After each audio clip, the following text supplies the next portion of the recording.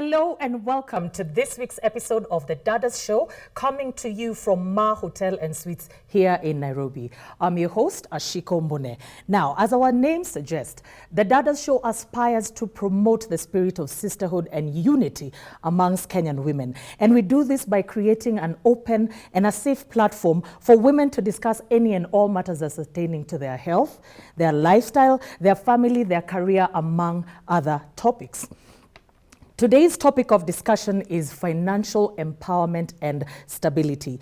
At a basic level, financial empowerment makes a woman feel more secure and respected, irrespective of her socio-economic background. This automatically has a real effect on not only the woman herself, but her family and society at large. More financially independent women mean a very progressive society that is healthier, is safer, and is less biased. Now, saving money and investing is one of the few tips that women can take in order to attain financial empowerment. This and other things are the things that we will be discussing today, joined by my wonderful, very respective panel of ladies who know a thing or 10 about financial empowerment. As always, we encourage you at home to take part in this and any other conversation. Keep this conversation going on all our social media platforms at KBC Channel 1. Share your thoughts, your opinions on this and any other topics. Before we get into today's conversation, let's take a look at the following feature. Investing is a great way to manage your money and grow your wealth. Investing prepares you financially for eventualities like job loss, unexpected emergency, inflation, sickness, or retirement. Wealth does not come overnight. It requires one to save and then invest. So to any woman, whether a single mom, working, or whatever you're doing, but a woman, it's understanding that this is the money that I have. Then how you're going to allocate it, in different ways of spending it, that is budgeting. So that is financial empowerment to a woman, just utilizing your money in a prudent manner. Despite growing global efforts, women financial inclusion has made little progress over the past decade. It is through improving access, integrating women in economic development, usage and outcomes of financial services that women can realize economic empowerment. To any woman who would want to invest, so investments are normally goal-oriented. So you might want to invest maybe for an immediate need.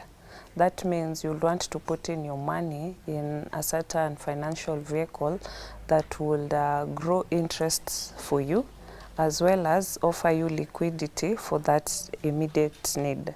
You wouldn't want to fix that money for a long period where you cannot access it. So first, identifying your need, your goal. So you can itemize your goal in 4 divisions. One is immediate, between now and 6 months. Then the second will be a short-term goal. So it could be a goal between 1 year and 2 years. Then we have a medium-term goal, which is between 3 years to 5 years. And we have long-term goals, which are 5+ years. So your goal is what will determine where you're going to put in your money. A report by World Bank shows only 31% of women ventured into male-dominated businesses, with 53% playing safe by venturing into female-dominated businesses, while another 28% prefer to operate in the high-stake sectors that attract both genders. In effort to improve women participation in business, in 2017, the government allocated 481 million shillings in funding, which up to 70% went to women businesses and 4% to businesses owned by disabled people. There are a number of investment opportunities that one needs to understand: their risk tolerance, the market needs, supply and demand, the regulatory ecosystem, customer needs, the competition, the issue of inflation as it affects the aspect of savings. So some of the common mistakes that women can avoid being duped or conned of their hard-earned money is: one, you can seek an expert or seek advice from a financial advisor like me, who will advise you, like, based on your goals, these are the kind of places that you need to invest your monies in, because it offers you this and this benefit. Then the other mistake that women do is investing their money in unregulated financial vehicles. It could be, investments vary. You can invest your money in shares, in circles, or buying land and all that. But where you're putting your money, is that body in regulated? So you have to know, you have to find out whether it's regulated, and also check on the regulatory body's websites if it's listed there. Then the third mistake that women do is listening to each other, like, chana na hiyo inakupatia ka interest kadogo, go for this that's giving you a very high interest, which can seem to be too good to be true. Then 6 months later, or even less than 2 years later, the investment just goes down, and it goes down with your hard-earned money. And also the fourth mistake is women, we are emotional beings. So in most cases we invest with emotions, and that could make women go into mistakes like not letting the investment mature. Because when it goes through the maturity phase, then you tend to get the actual benefits. But if you step out of the investment because of emotions, then you will lose your money. Yeah.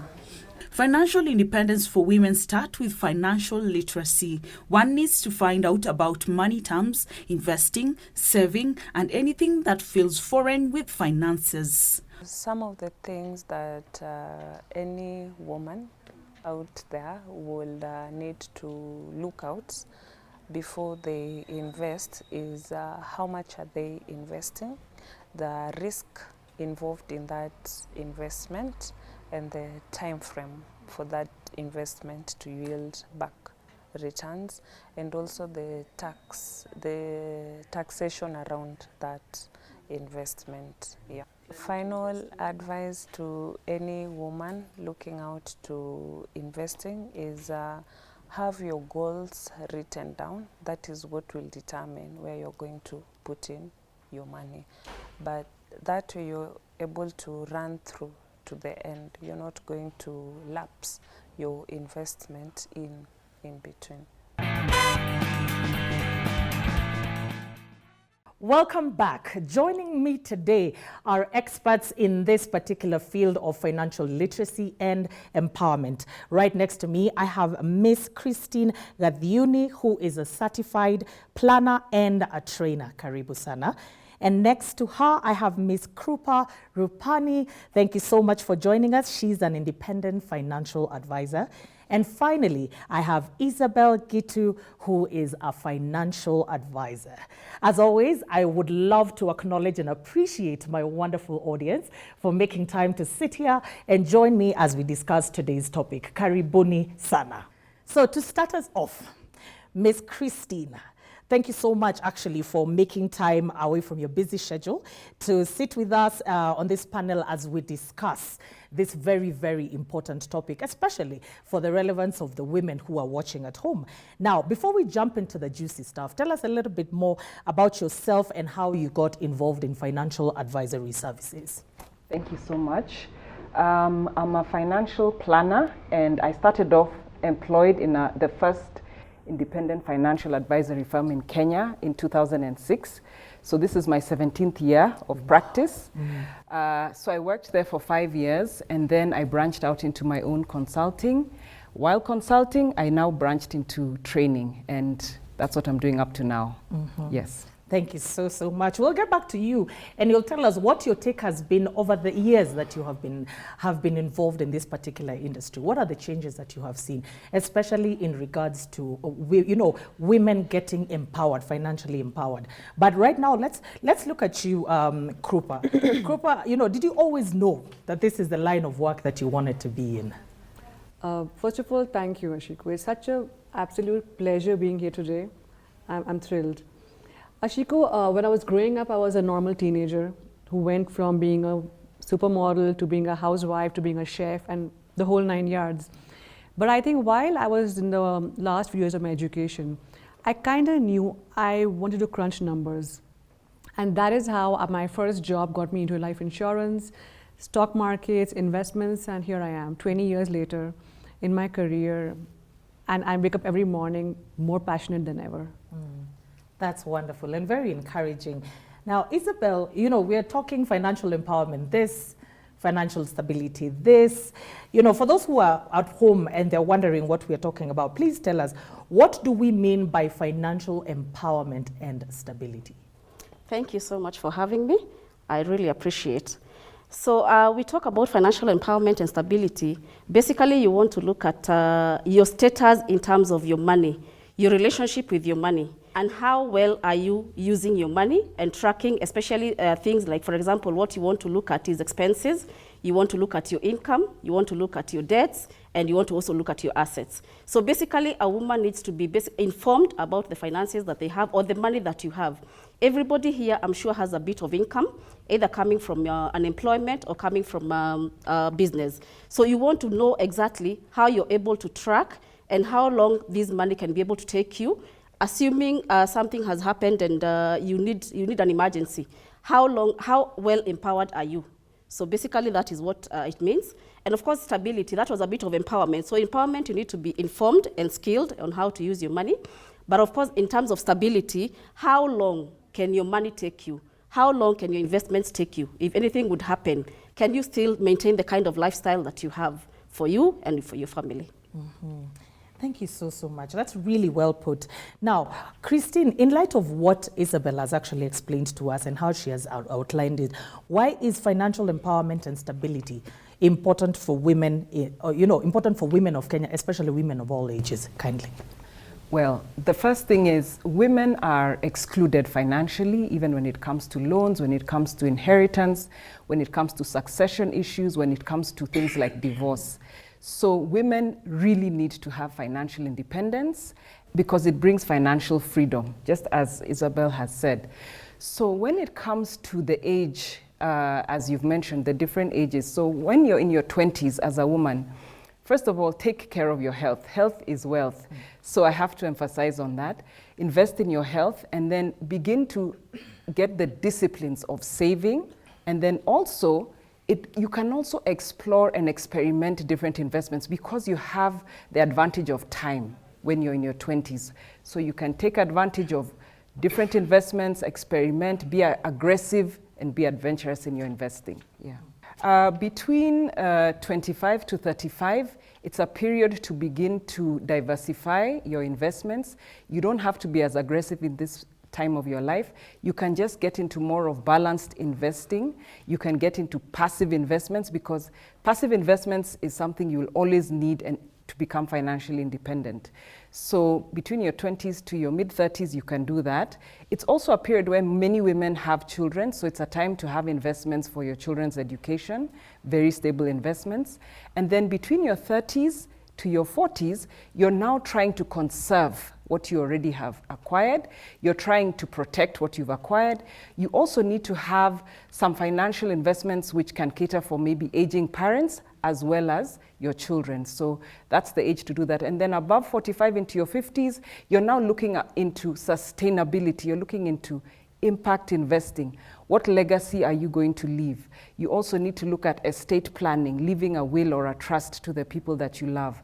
And if you're in business, how will you pass this business on to your successors? Those are the kind of things you do as a woman in your 40s into your 50s. Yeah. Oh, thank you so much. That's really well laid out. I hope everybody has understood the different stages of their lives, of our lives actually, and what we need to be doing. So it's obvious that investments do play a huge role in financial stability. Now, Krupa, what are some of the factors that women should take into consideration when they're thinking about investments? And what are some of the investments in Kenya that favor women?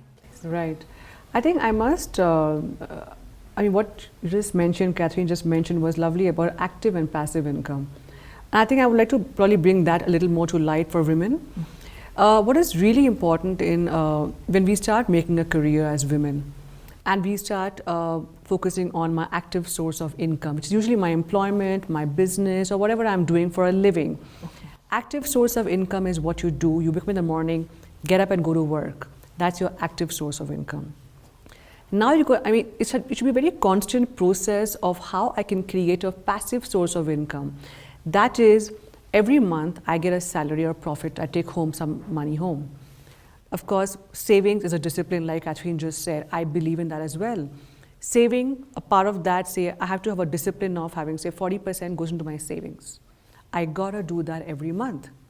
And then that saving starts forming a part or the foundation of your passive source of income.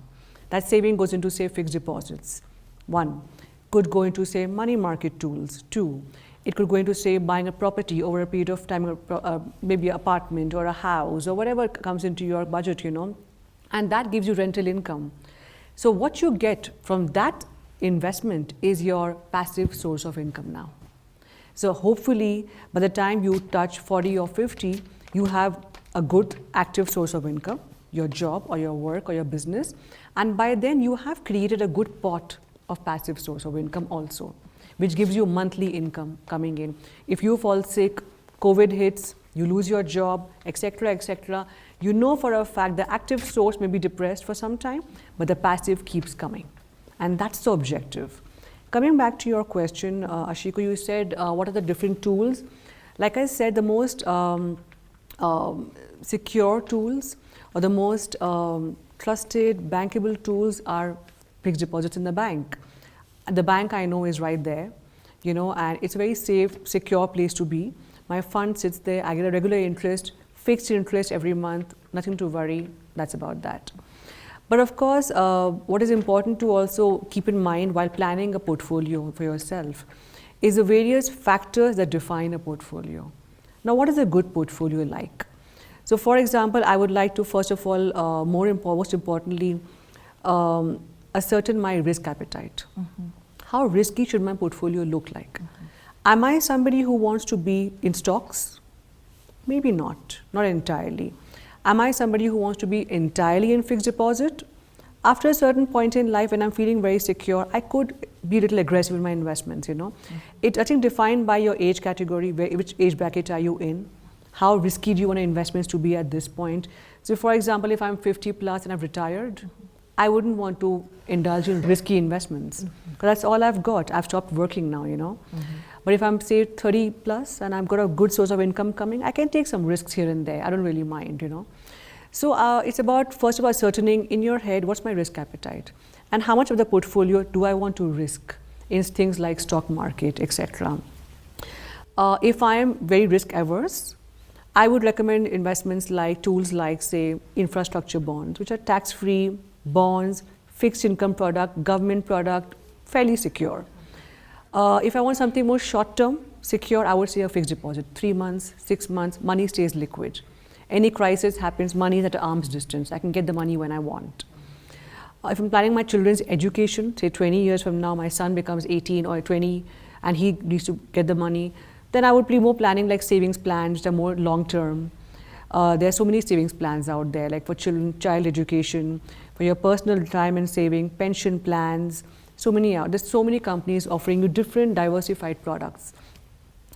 So there's a lot of stuff out there, but what is extremely important, I think the first step of any investment journey is to ascertain, one, your goal. Where do you want to be? What should the money do for you? What do you want the money to achieve in, say, 10 years or 5 years or 3 months, whatever it is? The risk appetite, how risky should the portfolio look? Diversity in the portfolio, you cannot possibly put everything you have, like they say, don't put all your eggs in one basket.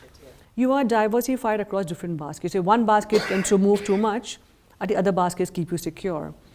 And the tenure of investments, how long do you want to lock your money, in which basket? So there are various aspects, but the good thing is, first of all, set your goal and then start working towards it. Thank you so much. That's really well put. So when we're talking about investments, Isabel, what are some of the challenges? Because I like how everything has been outlined and it looks very good on paper, but yet people are still not investing. True. People are still struggling. What are some of the challenges that women in Kenya face while trying to attain financial independence? Thank you for that. I think one of the main things that basically hinders everyone from doing something is just the fear. Everybody has fear of the unknown. You don't know what you're getting into. For example, even getting to the fact that you want to do an investment or starting a saving, you're not even sure, like the companies that are there, how well they will cater for your finances, how well they'll be able to cater for your savings. So the fear of the unknown, and we always say that fear is the false evidence appearing real. Yes. So most women are really fear starting off projects or starting off the savings and investments as opposed to men. Men are very fast in even taking a risk. But for women, I think fear is a challenge and we need to overcome that. Secondly, also the upbringing, the cultural upbringing. Our norms, even before when we were brought up, a woman was supposed to be the second place. Yes. You could not be richer than a man, ideally, or a brother would not do better than you. You were supposed to be second place. So I think the cultural upbringing was also a bit, has contributed to our challenges in becoming financially independent. But nowadays we have seen the change. There's so much change and women are doing big things. And especially when they come together, have that confidence that they can be able to do that. I think thirdly is financial illiteracy. Yes. Women don't know where they're supposed to get this information from. Unless I talk to a friend, for example, like Christine, and I ask her, I saw you have bought a new car, I saw your children go to a very good school, how did you manage that? Yes. People don't know where to get this information. Financial illiteracy has really brought us down. But right now, like even Google is a university by itself. If you pop into Google and just Google about financial literacy, then you're able to get that information. So back then we didn't have so much information, but right now everything has now really come out, and we are seeing now women getting into better projects and in getting financial empowered. Wow, that's really well put, especially on the aspect of financial literacy. And you're right, women, since time immemorial, were not considered, you don't discuss money. Yeah. Even our grandmothers were not allowed to talk about money. So now that we are getting to an age where there's all this, the internet is a treasure trove of information.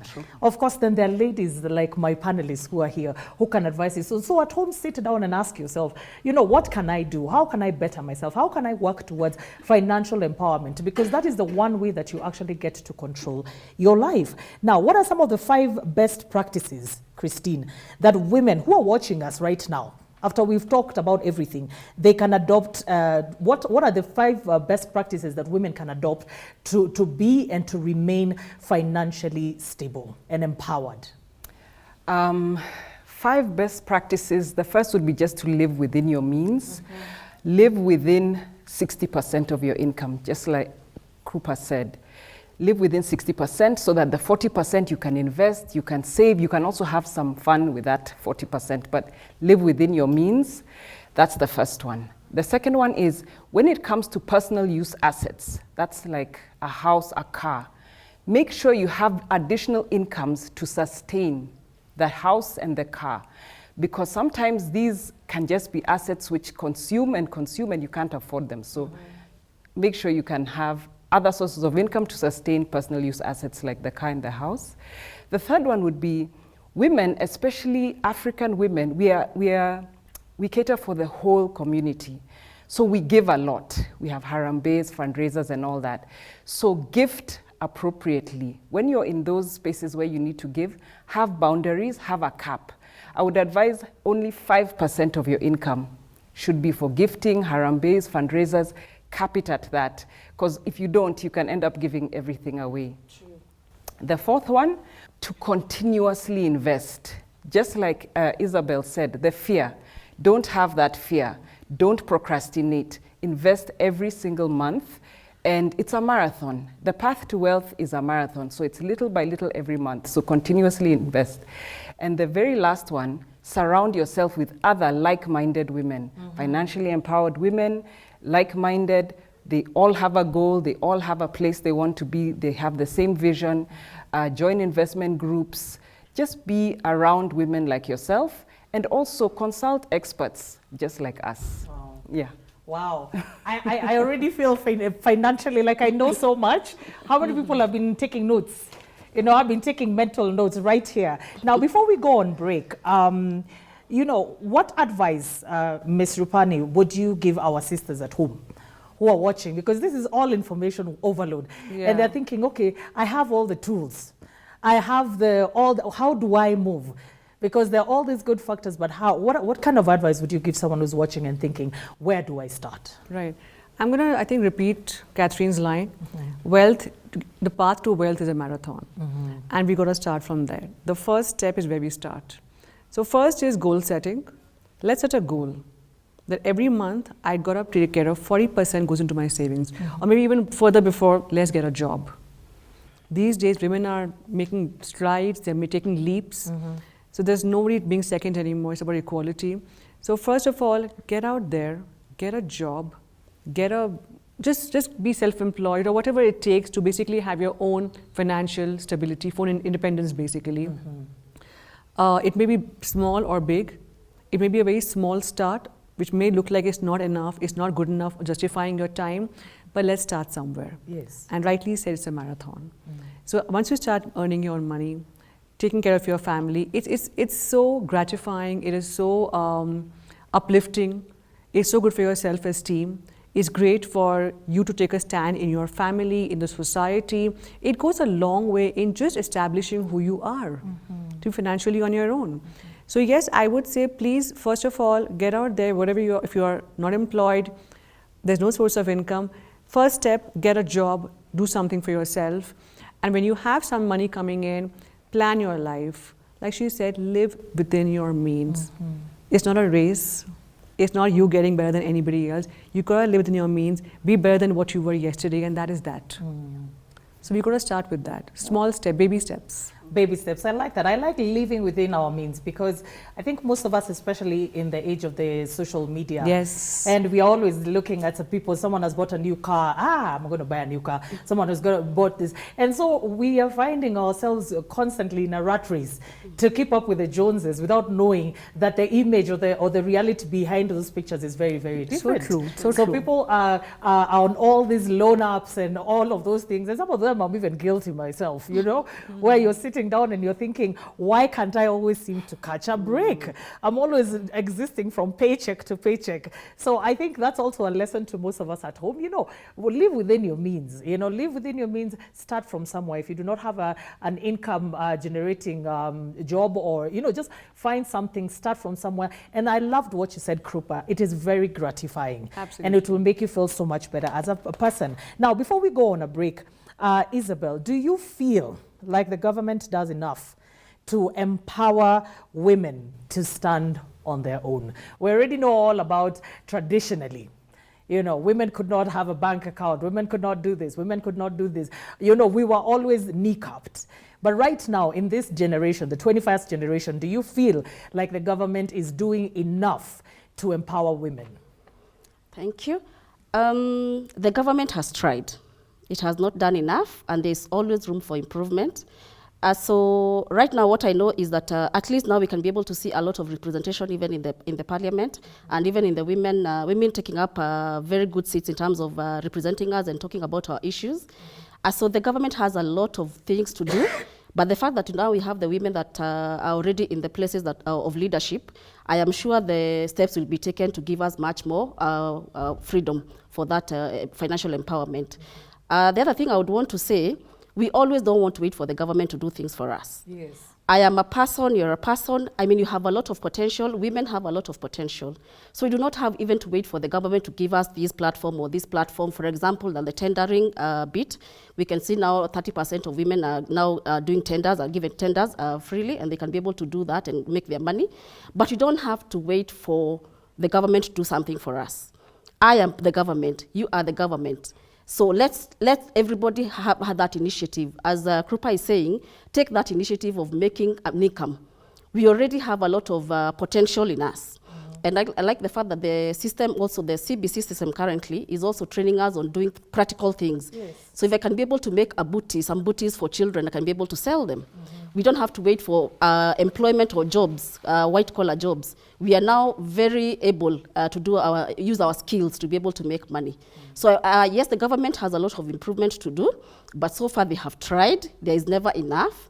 But then, as individuals, as women, let us take up that action. Let us take that baby step, as Krupa is saying, to be able to earn a living. Yes. It is basically just earning a living. It doesn't have to come from a white-collar job.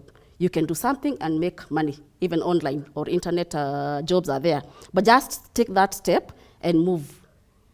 Thank you so much, Isabel. You know, that was actually coming from the notion that there was a clip that went around about Serikali Tafadhali. And you know, and women have always been known the people for stretching. Kunyoosha mkono tu kushinda kuomba. Nisaidie sako, kanisa, mzee, unajua kila mtu. So my call to action today for you at home, you know, instead of waiting for the government to step in, instead of waiting for the church to step in, instead of waiting for well-wishers to step in, what are you doing in your little corner? What are you doing what are the steps that you're taking to ensure that you are financially empowered, to ensure that you're financially stable? And that is the best note for us to go on a break. We will be right back for the question and answer session.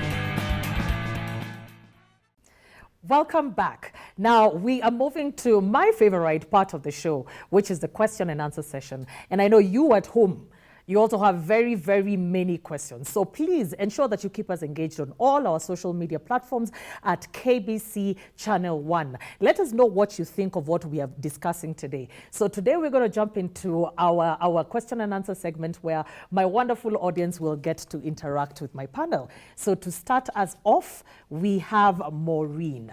I have a disabled kid, so I normally get funds from the donors. So how do I balance the donors' fundings and my savings? Okay, that's a fair point. See, we have to go back to basics. We spoke about, number one, living within your means, bottom line. So what I think we should do, just to kind of, and second, I think it will also play in your case very well, is self-discipline. Now, what will have to, probably you can start your month by, first of all, you know this is what you have from donors, say an X amount. You must chart out your monthly expenses for your child. And exactly if you feel like your monthly projected expenses, plus 10% of, say, miscellaneous expenses you foresee coming in, and if you feel that's already exceeding what you have from the donors, you are in a place where you can probably cut down the expenses. It's all about, believe you me, financial independence, financial planning, wealth planning, achieving your wealth. It's all about planning. It's about clarity of vision. So if you know I have X for the month of April, say a figure of 10,000, you have to ensure that the expenses are well within 10,000. They should be 8.5. So you have a buffer of 15% in there, which takes care of any crisis which may arise. Because and also self-discipline. I mean, I know it may be hard, it's your child, you don't want to kind of slip into impulse purchases, impulse buying. It's about self-discipline, about planning your monthly expenses. And I think also in the process, just see how you can get other donors to kind of come in. If you think like it's just not working out with a particular donor, probably have more donors to help you in the process of raising your child. Think outside the box, maybe increase your monthly inflows. And you can maybe then say, okay, now I'm making more money per month. I can now inject 10% of my earnings too in my child's, raising my child. So I think it's about planning yourself a little better and planning in advance. You don't want to be caught in the month end in a soup where, oops, I'm just in a place where I have nowhere to go now. It's all about planning and where you're going. Thank you so much, Krupa. I think that's actually a very, very essential question, especially for women and women of all ages. But let me focus especially for women with children at home. You know, it is not, we cannot wait until the last minute. And most people always have that, you know, that happening where it's the 15th or the 16th of the month and you're flat broke, and yet you have kids to take care of. So I think it's very good to have some foresight. It's also very good to plan and to work within your means, especially when you're dealing, you know, when you're dealing with this is what I have, and self-discipline. And I know most of us really struggle with discipline and impulsiveness. You want to buy yourself a pair of shoes, you want to buy yourself a handbag. So I think having a plan and having goals is definitely a way to go. So thank you so much. I hope your question has been answered, Maureen. Our next question comes from Judy. For me, I have a challenge whereby my concern mostly is with the WhatsApp groups. We have several WhatsApp groups that we get involved in, weddings, kids, party, and all that. But for me, I would like to know the guidance that is it an investment? Because you find that yourself that you're contributing in WhatsApp groups, and sometimes you'll find yourself in the same situation you need to be contributed for, and no one is contributing for you. So how is it, one, a financial something that you should get into? Two, if not, then what are the guidelines, apart from the goodness of our hearts that we have? Because I think a lot of people are in a situation whereby you need to give and give and give, and you don't receive in a point that, in a situation that you yourself want to receive. And I know that very many people at home also experience that. Every other day you're welcomed to a new WhatsApp group. Mara, it's for birthdays. Mara, it's for, you know, it's for baby shower. It's for this, it's for that. And you mentioned something about boundaries. How do we draw those boundaries without alienating our friends? Because, you know, no man is an island.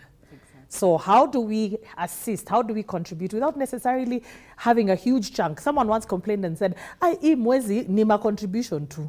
How do you not get to that stage of kila siku ni WhatsApp group, baby shower, birthday, road trip, chama? Thank you so much, Judy. It's a challenge women face your whole life. So the boundary, like I mentioned earlier, would be to cap it at 5%. So what does that mean?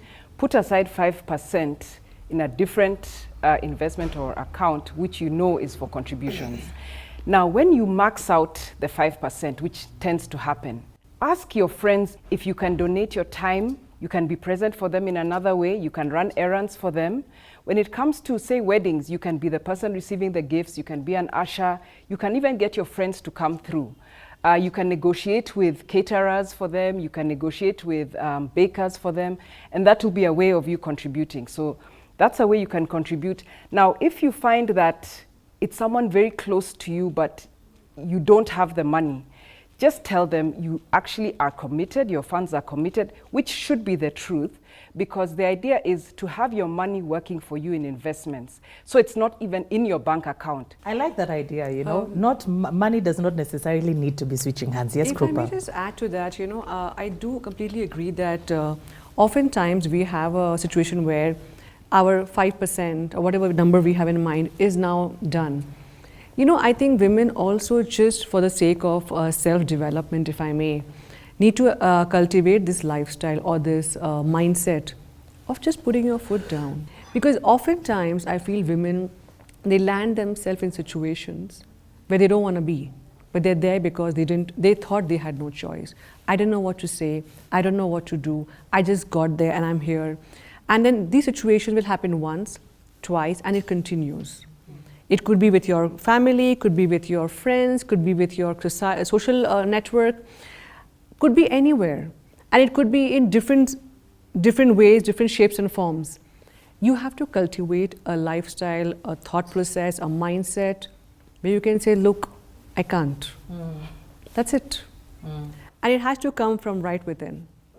Because otherwise, it'll not just be financial, it'll be emotional stress, it'll be financial, it'll just be stress in different shapes and forms in your life, as long as you just keep giving in. So I guess it's just something that has to happen here before it happens here. Yes, yes, Isabel. Yeah, just to add on that also, we are talking about financial empowerment. So we are also telling you that in the financial services sector, we also have products that take care of such needs. For example, if a WhatsApp comes and you're being called for to contribute towards a funeral, there are already funeral covers that are being sold out there. So you're the one to now give this information out there. The insurance companies and the banks also, what we call bank assurance, is also now giving such products. So a funeral is no longer an emergency nowadays because those products are there either for individuals or for groups. A birthday is not an emergency. So let's just move on to the next question, please. We have a question for Sheila. From Sheila, that's actually for Krupa. Yes, Sheila. Okay, my question is about women living with disabilities. So I was asking, what are the opportunities of women living with disabilities when it comes to business or investments? Thank you. That's a good question. Thank you for the question. Well, I think it's unfortunate, sorry for that, but for women who are kind of living with disabilities, I'm pretty sure there are a lot of opportunities out there for people who have jobs. I mean, these days, even in places like banks or corporates, where they have a desk job and somebody who can probably be stationed in one place, they get jobs like these. I'm sure places out there employ people with disabilities, and just doing what you're good at and monetizing that. So if I'm good at knitting, for example, I could knit scarves or shawls, or I could knit, say, whatever I'm good at. It's about basically maximizing your strength and monetizing it, you know? So it could probably be something you're good at doing, or if you're a bunch of friends, you can probably tie up with them and say, look, I can do this, can you sell it for me? I can make this at home. I know some women out there who are in their 50s and 60s, who are in an age where they can't do much, not really educated. They cook from home and supply food. So I think it's all about just knowing what you can do, what you're good at doing, learning new skills if you may.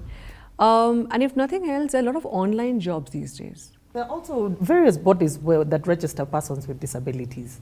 And it's always important, especially for persons living with disabilities or differently abled women, to have access to actually look for information, because there are certain forums that actually give out this kind of jobs, this kind of support. So the information is out there. We just need to step out of our comfort zones and to actually do something. Sheila, I hope your question has been answered.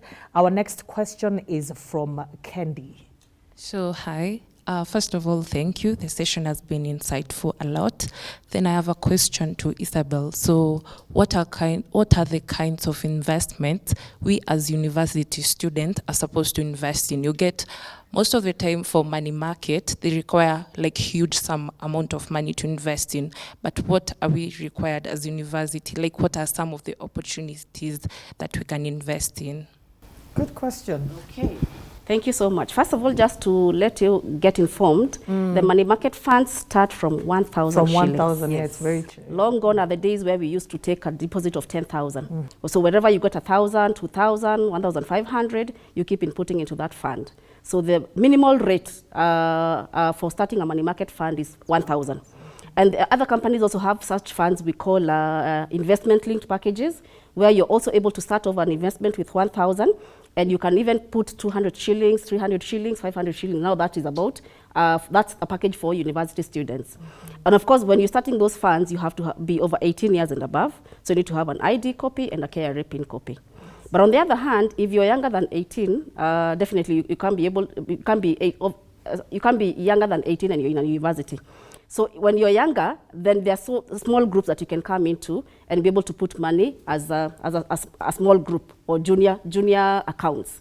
But when you're in the university, it is good to have even some associations where you're able to mix up with your friends, be able to put in some funds and invest together. And that money now gives you an interest on top of that.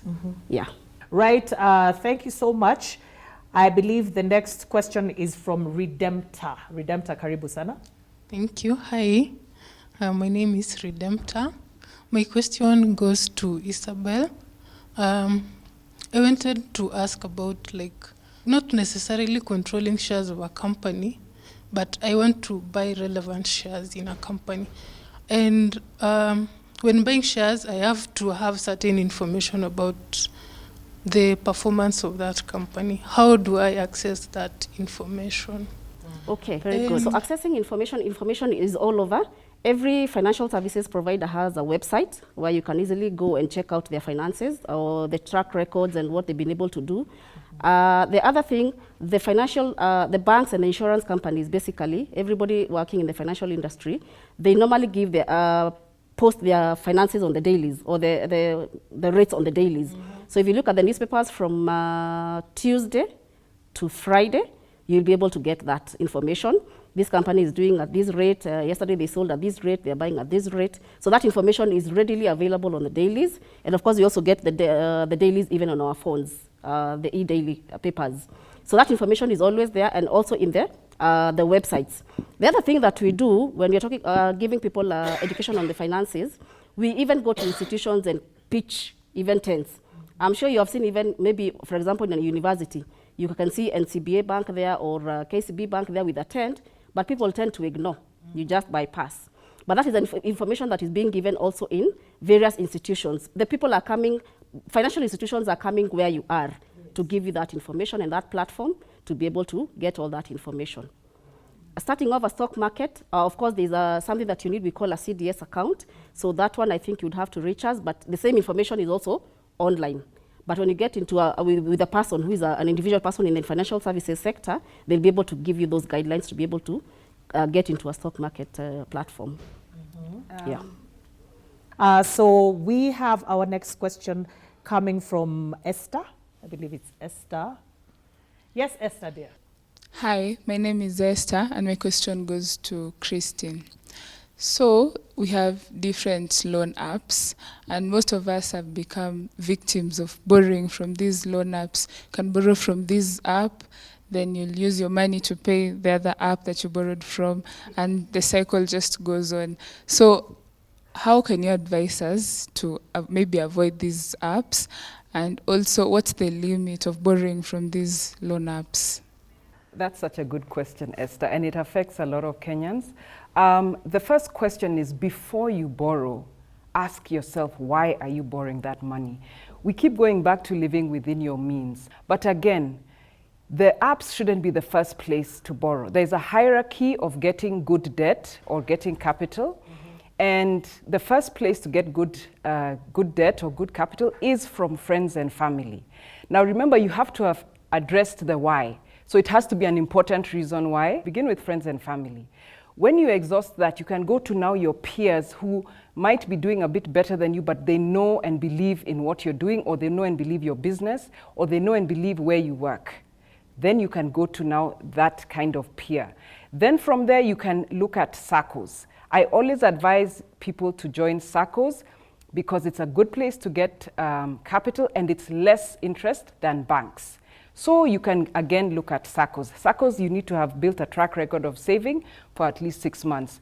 Then you can move into financial institutions. Then you can move into banks. So the apps should be the last place to get the debt because the interest is predatory. It is very, very high. It's unaffordable. So try to break the cycle by first asking yourself, why do I need this money? And then, as we've always said, live within your means. Try and discover, maybe I'm overspending in this area of my life. That's why I'm starting to look for this debt, looking for these loans. So it's a continuous process of discipline. It can take you 6 months to build that discipline. I can just add to that, to put pen to paper. Let's say, for example, I need 10,000 shillings today, okay?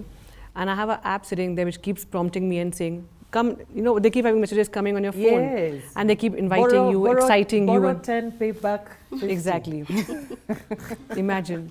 So I think when I say pen to paper, I mean, okay, I need 10,000 shillings. And this, they're giving me at 10%, say, per month, I'm assuming, right? Put it on paper. If I'm going to take this loan for this many days, this 1 month, I am paying 1,000 shillings per day, per month. for 10,000. Put it on paper and see for a month, year, I end up paying this much. Is it making sense? Am I generating the kind of income from this to justify that interest I'm paying every month? See, it's all about, again, live within your means, self-discipline, and surround yourself, like Catherine, with people around you who are like-minded, who believe in similar ethics and values. And yes, for everything, put a pen to paper. You're making an investment, what is the interest I'm going to get? Put it on paper. I'm going to get gross 10%. Tax, withholding tax, 15%, this much goes. This is what I'm left with. Is this good enough for my month net income? So it gives you great perspective when you put numbers on paper and you can see them. It really it gives you a sense of, is this justified? Should I do this? It'll give you that idea. Thank you so much, Krupa. Now we're even talking about justifying and living within our means. And at this particular point, means could be subjective. Let's touch a little bit about wants and needs. Because, I can sit and say, I'm living within my means, and I have to do my hair. I have to do my nails. True. So, so it's a very subjective, what may be priority to you may not be priority to me. So how do you go about distinguishing, Isabel, between needs and wants? Very, very quickly. Okay. That's a difficult question, especially for a woman. Yes. But you're saying, yeah, so a need is something that you can't do without. I mean, it has to be done. Like, for example, food, clothing, and shelter. Those are needs. A want can be delayed. It is not so urgent. It is important, yes, but it is not urgent. So when you're doing your simple budgeting, to consider the needs and the wants, you need to have two options. Is it important and is it urgent? Is it urgent but not important? Which is which? So let us be able to do that. And I always tell myself, it's good to have delayed gratification. Those loan apps that you're talking about are the ones that now give us so many wants. We want to compare ourselves with others, as Christine said. I want to have a nice shoe. I had not even planned for it, but I passed by a shop and I saw there was an offer, and I was like, oh, Tala is there, then I can pick up the money and pay. So let us have delayed gratification. And that is one challenge that women have. We want everything at once. Yes. And now. Instantly. But if I buy a handbag today, probably the next time I'll have to use it when I'm dressing up and have to match with my dressing, it will be maybe a month from now. Yeah. Did I really have to buy it? That was a want, yes, but it was not urgent. So let us be able to distinguish between needs and wants. A need is that thing that you really, really must use or must do. But a want can be delayed just a little bit. Just a little bit. Yes. Thank you so much. I like how that has been broken down, because we struggle with that, especially as women, and we feel it's obsessing. There's a wedding that is coming up. I need to have a new outfit. I need to do this. And then you go back to your house and you say, okay, sina manguo, and the closet is from here till there. So I think those are some of the things about delayed gratification. Now, finally, let us hear from Anne. Anne has, I believe, a question or a comment. Anne, karibu sana. Thank you. My name is Anne Jao. I have liked the session. It is enlightening, and our women should only be empowered to handle the daily obligations. So my comment first is to Christine, the 40-60. It can be applied, yes. But the current status, because we are in the market, I'm also in the finance industry, we meet people and they say, the economy, it's about the economy. The money is not enough. So how do we introduce the 40-60 and ensure that they abide and follow it? Because telling them the 100% that they're getting today is over and above, because when you say 60, it means the 100% that they get, they remove the 40 and make the 60 100. And now start their life from there. How do you ensure, especially our youth, the people who are leaving universities, getting very good jobs, that they abide in that and may start building their wealth? The next question goes to Isabel. This is a good session of empowering women, because women means the world. we have many women in our homes, the villages, our mothers. They're in groups, the merry-go-round, the chamas. They contribute on a monthly basis. They would rather not buy food and wait for the husband to come and buy food in the evening because the money that they had near chama. And that money goes to a bank account. It has been there 10 years ago. The chama was still contributing. But this money is in an account, not even fixed. Because they don't have the vision, I don't know, the cost for saving this money is not well spelled out. How do you advise them? And make sure that their money starts working for them, not having a bank account that has millions, yet they are poor. Thank you so much, Anne. And I think that's actually something that happens a lot, but we'll get to you, Isabel. Yeah. Yes, Christine. Thank you, Anne. For the 60 plus, the first bit of advice would be for them to look at their portfolio, look at their assets. Many times the 60 plus have idle land, they have properties, they may have agricultural land, they may not be able to farm on it, but they can still monetize from the land. They can lease it out. There are many companies these days who even lease land for 10, 15 years.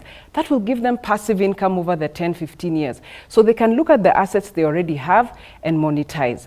Now, in terms of them complaining about the economy is never perfect. The markets are never perfect. So investments are never perfect. If they do have like that golden handshake after they've left employment, they can look at very secure investments like bonds. They can also look at annuities. Annuities pay you a fixed amount for a certain term and it's guaranteed. So they can do that. They can look at hedging their investments with global investments, with the USD or the euro, so that they can also hedge against inflation, because now they're probably stopping to work, but they want their money to grow. So they can also invest abroad in USD, in euros, so that they can secure their retirement. So that would be my advice for the 60 plus. For them as well, they may have to move house. It's a difficult decision, but some of them live in very big houses and it's an empty nest. The children already left.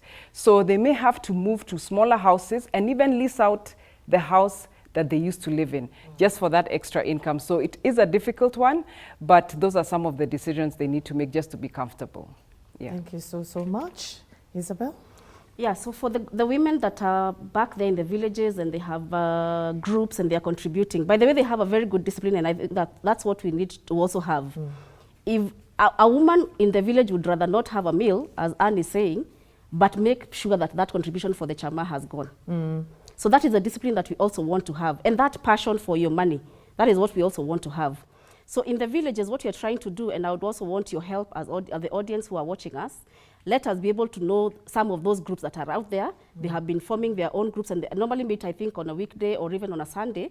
Give us those leads so that we can be able to reach out to them. Any of the panelists here can be able to introduce them to different forums where their money is now growing. Just, of course, one example that we mentioned about the money market funds. And we have other very many platforms or packages in the financial sector where they can be able to even put their money. It just depends on, they don't have that much information. They don't even know how long they need to save their money or invest their money. So we have those platforms where you can be able to give them either short-term savings or short-term investments or long-term investments based on their need. But let us now know them, because we are trying to reach them out, and I would want to urge the insurance companies and also the banking sector industry to be able to reach out as much as possible. And that's why we are also nowadays going even to the churches and to other forums, barazas and all that, just to mention about financial planning so that they can be able to tap into this information. So if you're out there, let us give us these leads so that we can be able to follow them up. Yeah. Thank you so much, Isabel, by the way. And you know, that's definitely message piece to camera, where for the ladies who are there and you know that they've been changai, you know that your grandmother, you know your aunties have been raising money and you do not know where the money goes. Kindly, please reach out to us on all our social media platforms at KBC Channel 1, and we'll be able to link them, you know, with the relevant entities. So we have come to the end of today's interactive, very, very interactive and informative session. And I hope that it has been as beneficial to you as it has been to me. Now, here are my 2 cents, quite literally. So much has been written and spoken in regards to financial empowerment, and especially in reference to women in the 21st century. So financial empowerment is subjective. What does it mean to you? It means different things to different women. What does it mean to you? What does financial stability mean to you? These are some of the questions that I want to pose to you at home. Ask yourself, what does financial empowerment mean to me? And what can I do to achieve it? I think that's definitely a great first step. Outline your goals. Where do you want to go? Do you have the tools that you need to get to where you want to be? So on behalf of my production team at KBC, my location partners, Ma Hotels and Suites, and myself, Ashiko Mbone, I wish you all a fantastic week. Thank you so much for tuning in to the Dadas Show. Bye-bye.